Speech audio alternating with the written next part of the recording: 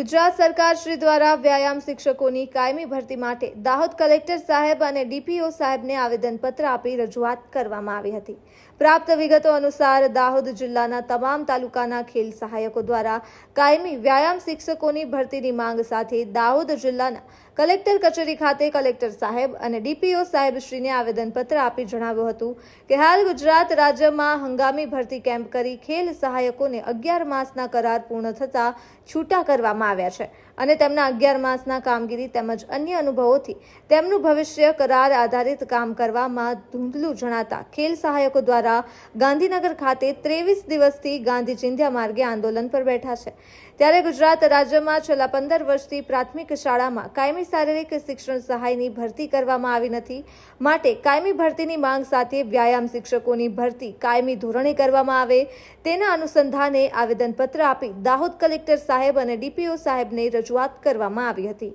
Reporter Bariya Bhupendrasinh, Sanjeli.